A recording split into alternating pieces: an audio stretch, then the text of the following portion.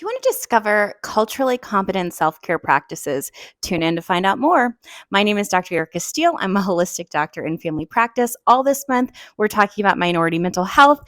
If you want to join our free webinar below, go ahead and click the link, as well as our 30 Days to Emotional Healing course, which gives you 30 tips and tricks to help with your reactive emotions. Okay, so let's jump into it. So, how do we have culturally competent self care? So, first things first is knowing your cultural background. So, there's a lot of different ancestry resources out there that you can find. You can research which ones work for you. And so, those really have resources to help you to understand where your cultural background is. Because sometimes, with adoption or families that are broken, there's not as much conversation around where your lineage is, your heritage. So I would say the first step would be understanding truly where your people come from.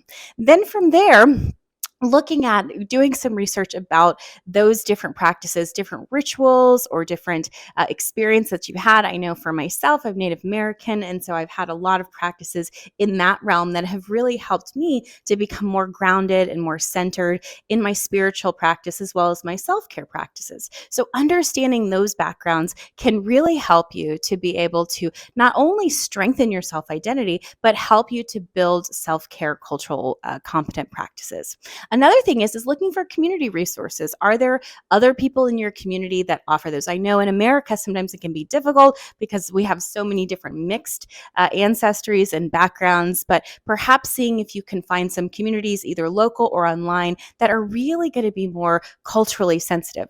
And with that being said, finding practitioners and providers such as your doctors or your therapists that really have a culturally rich background. I know for me, going through my master's in public health, we really learned a lot about various different cultures and how to cater to those different cultures from not only a mental, emotional perspective, but also a physical one as well, because every different culture has a different way of practicing their health. So, making sure that you find those providers that are going to be more culturally competent so that you can feel seen and that you can feel heard.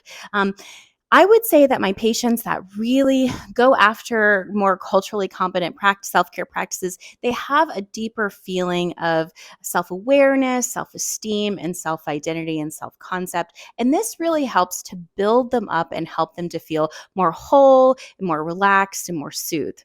I also love to meditate visualizing the different lands that my family comes from, visualizing those lands and imagining myself connecting with those lands and putting my feet on the earth of that land and really connecting to those lands, all the different lands of all my backgrounds. So especially if you're a mixed race person like myself, that can really help as well to really bring all of those different cultures together, because there's so many different cultures really, and I would say most of us, not just a few. So those are some tips and tricks that you can use to be able to help with your culturally competent self-care practices. Again, the whole month we're talking about minority mental health, so please check out our playlist. Also, too, there's a webinar that you can tune into, and then we have my course, 30 Days to Emotional Healing, which is going to give you tons of tips, tricks, just like this one, that will help you to get well mentally as well as emotionally. And if you like the content, please like, share, and subscribe for more.